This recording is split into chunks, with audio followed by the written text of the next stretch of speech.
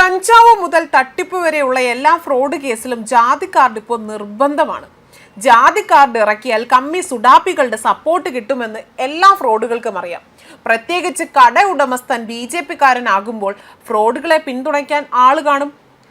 കമ്മി സുഡാപ്പികൾ മുന്നിൽ കാണുമെന്നറിയാം.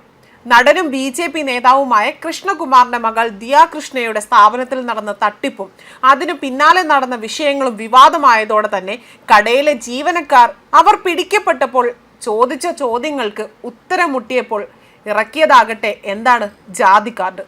ഇത് കാണിച്ച് രക്ഷപ്പെടാമെന്നായിരുന്നു ഇവരുടെ വ്യാമോഹം. എന്നാൽ അത് നടപ്പിലായില്ല.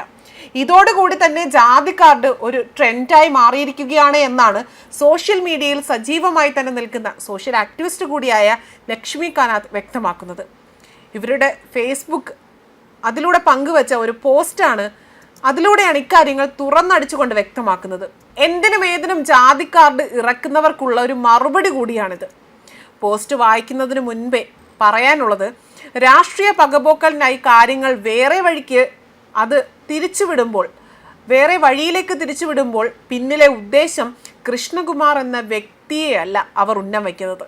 കൃഷ്ണകുമാർ എന്ന BJP നേതാവിനെയാണ് അവർ ഇതിലൂടെ കരിവാരി തേക്കാൻ ശ്രമിക്കുന്നത്. എന്നാൽ അത് വിലപ്പോകില്ല.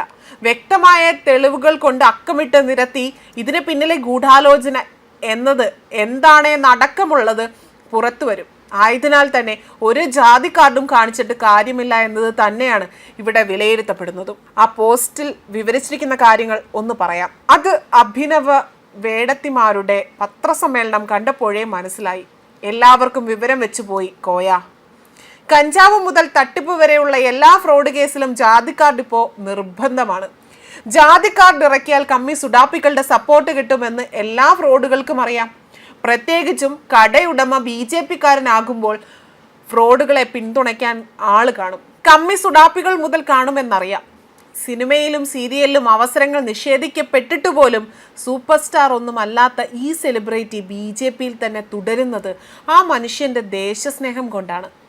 അദ്ദേഹത്തിൻ്റെ മകൾ പോലും അദ്ദേഹത്തിൻ്റെ രാഷ്ട്രീയത്തിൻ്റെ പേരിൽ കേരളത്തിലെ സിനിമാ മേഖലയിൽ നിന്നും അകറ്റി നിർത്തപ്പെടുകയാണ്. വരുമാനത്തെ പോലും ബാധിച്ചിട്ടും കുടുംബത്തിൻ്റെ പോലും എതിർപ്പുണ്ടായിട്ടും ആ മനുഷ്യൻ ദേശീയവാദി ആയതുകൊണ്ട് മാത്രമാണ് ഇന്നും BJP-യിൽ തുടരുന്നത്.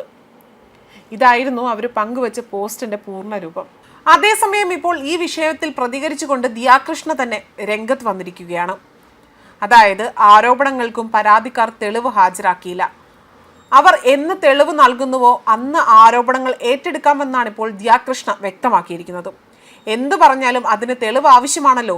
ഞാൻ എന്തൊക്കെ ആരോപണങ്ങൾ അവർക്കെതിരെ പറയേണ്ട അവസ്ഥ വന്നുവോ എല്ലാത്തിനുമുള്ള തെളിവ് പുറത്തുവിട്ടിട്ടുണ്ട്. ഇവർ പറയുന്നത് പോലെ ഒരു തെളിവും ഇതുവരെ കയ്യിൽ നിന്ന് മാധ്യമങ്ങൾക്കോ പോലീസിനോ ലഭിച്ചില്ല എന്നതാണ് സത്യം. അവർ എന്ന് തെളിവ് നൽകുന്നോ അന്ന് ആരോപണങ്ങൾ ഏറ്റെടുക്കാം.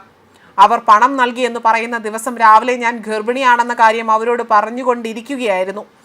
ഇവരുടെ ഭർത്താക്കന്മാർ അന്ന് എന്നെ നമ്പറിൽ മാറി മാറി വിളിച്ചു. ഞാൻ എടുക്കാതെ വന്നപ്പോൾ എൻ്റെ ഭർത്താവിനെയും വിളിച്ചു. കേസുമായി മുന്നോട്ട് പോകരുതെന്നും ഇവരുടെ ആവശ്യം ഇങ്ങനെയായിരുന്നു.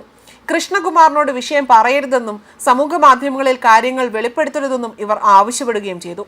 ഇവർ ചെയ്ത തട്ടിപ്പ് ചെറുതല്ല എന്നതായിരുന്നു എൻ്റെ മറുപടി. ക്രിമിനൽ കുറ്റകൃത്യം ചെയ്തവരുടെ ചിത്രം പുറത്തു വരണമെന്നത് തന്നെയായിരുന്നു ഞാൻ പറഞ്ഞതും. ഭാര്യമാർക്ക് തെറ്റുപറ്റിയെന്നാണെന്നും എന്ത് നഷ്ടപരിഹാരം നൽകാമെന്നും ഇവർ പറഞ്ഞു. പറ്റുന്ന പണം സംഘടിപ്പിച്ച് എനിക്ക് കൊണ്ടുതരാമെന്നായിരുന്നു അവരുടെ വാഗ്ദാനം. അവരുടെ കയ്യിൽ ഇല്ല എന്ന് വിചാരിച്ചാണ് ഇത് പറയുന്നത്. എന്നാൽ രാവിലെ മുതൽ ഭർത്താവിന് ഫോൺ കോളുകൾ വരാൻ തുടങ്ങി. പണം കൊണ്ടുവന്നിട്ടുണ്ടെന്നായിരുന്നു ഇവർ പറഞ്ഞത്. താഴെ എത്തിയപ്പോൾ അവർ താഴെയുണ്ട്. ഞാൻ അവരുടെ മുന്നിൽ കരഞ്ഞുകൊണ്ടിരിക്കുകയായിരുന്നു. ഇത്തരത്തിൽ കാര്യങ്ങൾ വിവരിച്ച് പറയുകയാണ് ദിയ കൃഷ്ണ ഇവിടെ ചെയ്തിരിക്കുന്നത്. കാരണം ഇതിൽ 100% നമുക്ക് ആരുടെ ഭാഗത്താണ് തെറ്റെന്നുള്ളത്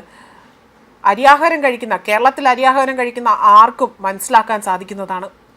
അതുകൊണ്ട് തന്നെ ഇതിന് പിന്നിൽ നടന്ന ഗൂഢാലോചന എന്താണ് എന്നുള്ളത് ഉരുത്തിരിഞ്ഞു വരേണ്ടതും അനിവാര്യം തന്നെയാണ്.